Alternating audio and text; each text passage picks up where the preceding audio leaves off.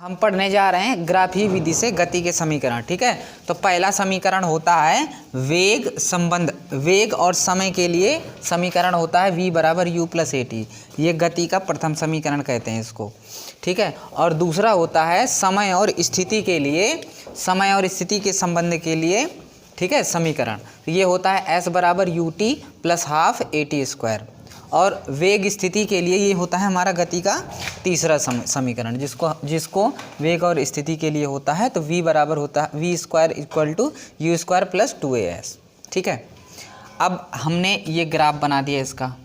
इससे हम क्या करेंगे कि हम पहले ये कौन सा है, गति का प्रथम समीकरण है, प्रथम समीकरण। तो हम सबसे पहले इसी का निगमन करेंगे।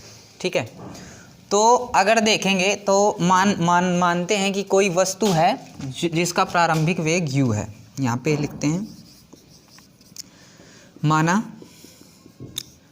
माना कोई वस्तु है जिसका प्रारंभिक वेग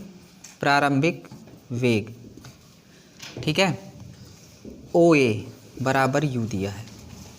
कोई वस्तु है जिसका प्रारंभिक वेग OA बराबर दिया है u। ठीक है, और इसका अंतिम वेग जो है, ठीक है, अगर हम अंतिम वेग की बात करें तो अंतिम वेग क्या है हमारा, ये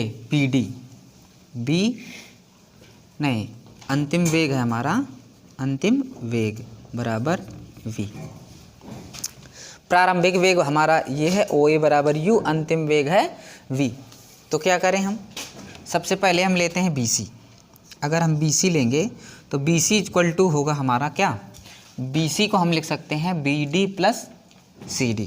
इसको लिख सकते हैं BD, इसको लिख दिया B और D, और फिर लिखेंगे CD।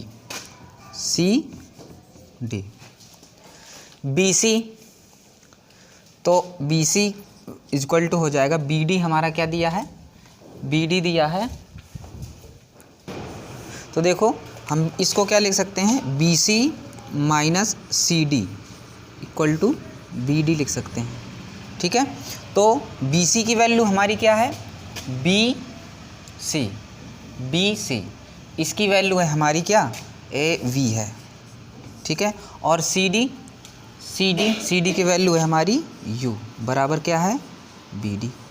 इसको इक्वेशन नंबर 1 लेते हैं अगर हम। ठीक है, अब हम देखते हैं कि कोई जब वस्तु चलेगी तो उसमें त्वरण तो होगा ही।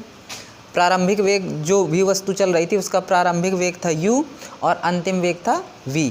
तो जब प्रारंभिक वेग से अंतिम वेग तक जाएगी तो उसका कुछ ना कुछ त्वरण होगा। तो हम त्वरण अगर लें त्वरण a पर रेखीय अगर प्रवणता लेते हैं, रेखीय प्रवणता, तो a बराबर होगा हमारा, ठीक है, BD अपान क्या हो जाएगा, ये टाइम AD हो जाएगा। तो BD अपान का हो जाएगा AD। ठीक है, और अगर AD देखेंगे तो जो हमारा अंतिम वेग प्राप्त करने में, प्रारंभिक वेग हमारा 0 था, अंतिम वेग यहाँ तक आया, तो इसका टाइम कितना लगा, T। तो ABD अपान हो जाएगा T। तो BD अगर निकालेंगे तो BD बराबर आ जाएगा A इंटू T। अब क्या करेंगे कि समीकरण 1 और 2 से सॉल्व कर लेंगे। समीकरण 1 और 2 जब लेंगे, यहाँ पे लिखेंगे समीकरण 1 तथा 2 से, तो ये इसके इक्वल है तो ये भी इसके इक्वल हो जाएगा। तो v माइनस u बराबर AT हो जाएगा। v बराबर इसको ये भी लिख सकते हैं u प्लस AT। ठीक है, ये हमारा आ जाएगा गति का प्रथम समीकरण।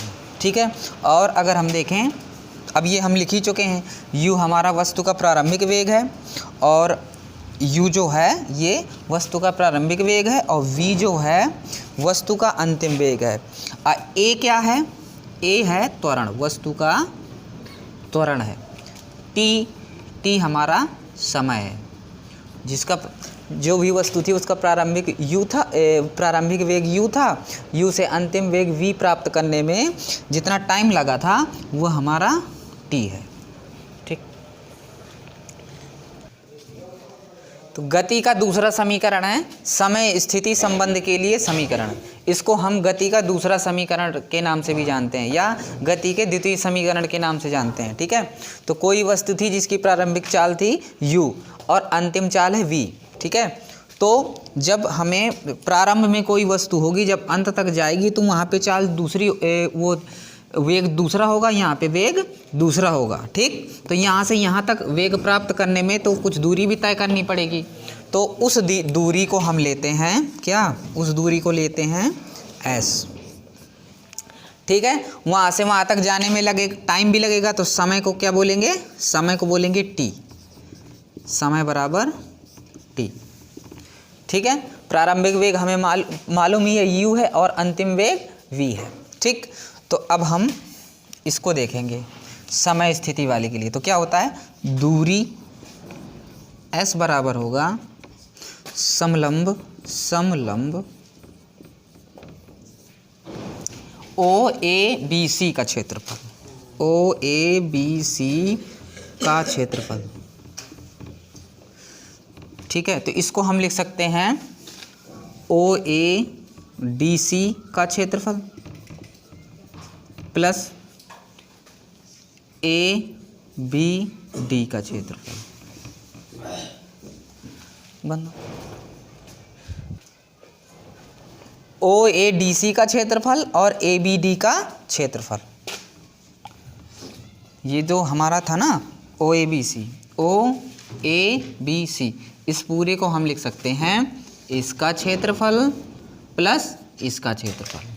ठीक, तो OADC एक देखेंगे तो एक आयत जैसा बन रहा है, तो इसके लिए फार्मूला होता है क्या, OA इंटू ये क्या हो जाएगा AD प्लस, इसके लिए ये ट्रायंगल बन रहा है, राइट एंगल ट्रायंगल, समकोण त्रिभुज, तो इसके लिए होता है 1/2 बेस हो जाएगा AD और हाइट हो जाएगा BD, तो OA अगर देखेंगे तो OA हमने लिया था OA बराबर U, जो वस्तु का प्रारंभिक वेग है, तो इसकी जगह रखेंगे, यहाँ पे रख देते हैं U। AD जो है हमारा ये है टाइम, तो यहाँ पे T रख देंगे प्लस 1/2 आएगा, और AD भी हमारा टाइम है, तो यहाँ टाइम रख देंगे। और BD हम पहले निकाल चुके हैं, BD के लिए होता है A बराबर होता है BD/T। इस इक्वेशन से हम क्या कर सकते हैं, BD की वैल्यू निकाल सकते हैं, तो BD बराबर आएगा AT। तो हम क्या करें कि ये जो BD रखा है यहाँ पे हम AT रख देंगे, तो ये आ जाएगा AT। तो S बराबर हमारा इतना आ जाएगा, तो S बराबर लिखेंगे UT प्लस हाफ AT²। अब यहाँ जहाँ S वस्तु द्वारा चली गई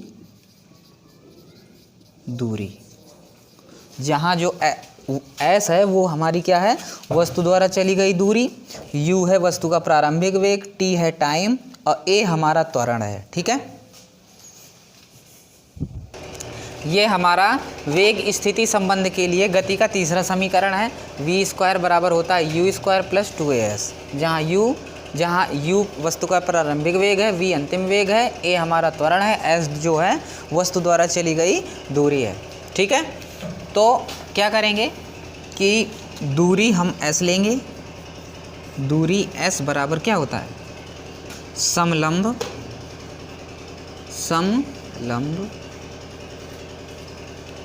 OABC का क्षेत्रफल। तो ये क्षेत्रफल लगा देंगे, तो क्या होगा, इसमें हम लगाएंगे समलंब के लिए क्या होता है फॉर्मूला, समांतर भुजाओं का योग। तो समांतर हमारी यहाँ पे लगाते हैं, समांतर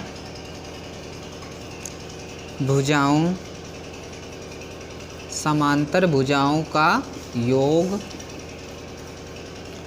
बटे 2 इंटू ऊंचाई, ये हमारा फार्मूला होता है। ठीक, तो समांतर भुजाएं हमारी क्या क्या हैं, यहाँ से यहाँ तक OA ले लेंगे प्लस ये ले लेंगे BC, तो BC ले लिया, नीचे आ जाएगा 2। ठीक है, यहाँ पे ऊंचाई अगर देखेंगे तो ये लेंगे AD। ठीक, और अगर हम देखें तो OA बराबर दिया है U, और BC इज इक्वल टू दिया है V। BC जो है V है और OA बराबर क्या है, U है। ठीक है, अगर AD की बात करें तो AD बराबर अगर हम A निकालते हैं तो क्या होता है, BD प्रमाणता से अपान AD। ठीक, तो क्या करें कि AD अगर निकालते हैं, A बराबर BD कितना है हमारा, BD है V माइनस U बटे AD। इससे अगर हम AD की वैल्यू निकालेंगे तो ये आ जाएगा V minus U upon A। ठीक है, तो AD की वैल्यू हमारी ये प्राप्त हो जाएगी। फिर क्या करेंगे कि ये जो AD की वैल्यू है ये यहाँ से उठा के यहाँ पे रख देंगे। तो हमारा OA दिया है U, तो OA की जगह U रख देंगे। और BC की वैल्यू हमारी क्या है, BC की वैल्यू है हमारी V, तो यहाँ पे V रख देंगे। यहाँ पर भी लिखा था BC बराबर V, तो BC की जगह हम रख देंगे V, ब्रैकेट बंद। फिर यहाँ पे AD की जगह रखना है V minus U upon A, यहाँ रख देंगे V माइनस U बटे A, ये आ जाएगा। और ये S के इक्वल में चल रहा है, तो S बराबर होगा हमारा, अब ये A plus B A minus B का फार्मूला लगा सकते हैं, तो ये हो जाएगा।